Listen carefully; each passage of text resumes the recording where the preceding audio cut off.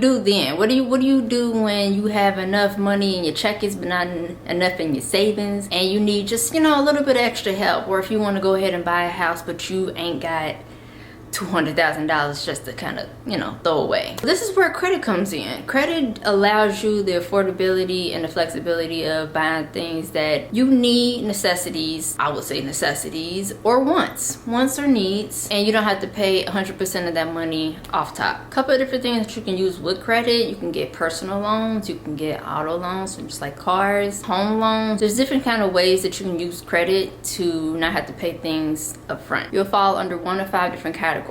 So the first one would be 300 to 579, which would be poor. 580 to 669 will be, it's fair. 670 to 739, that's pretty good. 740 to 799, it's very good. 800 to 850, you're an overachiever, which we all strive for, myself included. Everybody strives to have like perfect, you know, perfect credit. However, there are different levels that still will allow you the affordability to get certain things just based off of credit. So you always want to strive at least for a 670. With a 580, you could still get some things. For one, if you need to get a home loan, the required home loan credit score would be a 580. You have like an FHA loan, and you also have a conventional loan. So it just depends on what kind of loan that you need to have in order to, you know, kind of get what you want. Now I'm also reading right here, it says on Experian.com that 40% of consumers have FICO scores, which would be credit scores, lower than 700. So that's nearly half of the population that's under 700. So if you're under 700, don't feel bad. Just, you know, we gotta work to get to where we need to be, which that's fine. Don't feel bad. Now that we know the different levels of credit score, we know the actual definition of a credit score. What are the different things that affect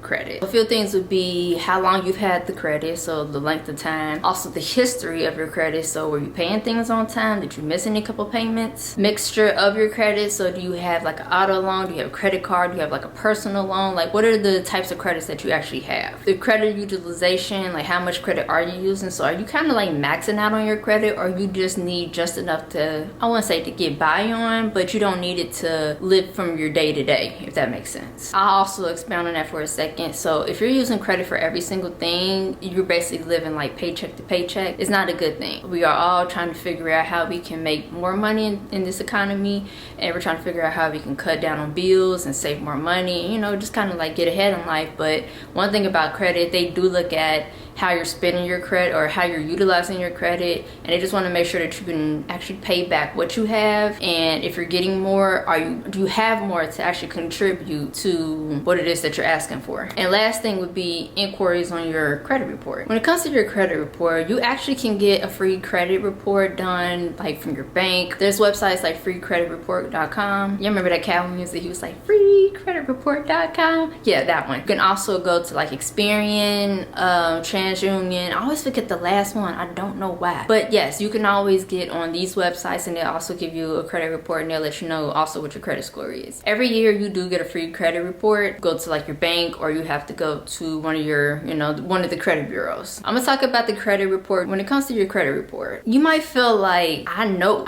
for certain that my credit is poor, and I ain't even got to look at it to know. Mistake. Once you start getting serious about getting your credit together, you want to keep up with it. You want to make sure that whatever is on your report, if there's a mistake or if there's something that can be taken off, or say if you got your credit ran before and you got multiple inquiries, they might be about due to be coming off. So with that coming off, and you know, fixing mistakes and things being paid off, side note, pay your bills. There are certain people that can, I guess, help you get things off your credit report. I don't really know how they do it, so please don't ask me. I'm not a credit expert. I can just tell you what I know. I don't know how they do it, but one thing I did personally, I just paid them people. Because I ain't had time. Also, what you could do is just call up such and such, say, hey, I saw that my account was delinquent and it went to, you know, the credit debtors. Credit debtors or debtors? Debtors. The B be getting me sometimes. Credit debtors. Credit debtors. Like how that sound. The people that held your debt. I'll put it that way. The people that held your debt, call them and tell them, hey, I just want to see how we can get this resolved. Pay them people. Unless you know somebody who can fix it for you, which is not me. So you have to get like a certified creditor expert. Make sure you're keeping up with your credit report. Make sure you know, but just have like a general idea of where you are. That way, if you do go and you need let's say a car, at least you'll know, like, if I'm at like a 300, I know to be expecting a very low credit score, and I'm not going there like, oh, I have a 420, I have a 350. Because I remember when my credit score was low. Oh, I knew it was low. I didn't expect more. I just knew. Anytime you see a mistake on your credit report, if you feel like something's wrong, you can always dispute it. When you dispute anything that's on your report, the information gets sent to whoever is holding on to your, your account, and they'll be able to look at it. They'll be able to decide, okay, is this correct? Is it incorrect? Is it time for it to come off? Most, I can't say, for certain for everything, but there are different things that can fall off within a year, 2 years, 3, medical bills or bank accounts that were sent to collections, evictions, or even like bankruptcy. All of that would be put on there. However, after a certain period of time, it will come off, it will fall off. So if you have to do any of these things for any reason, or repossession of your car, it's not, don't fret.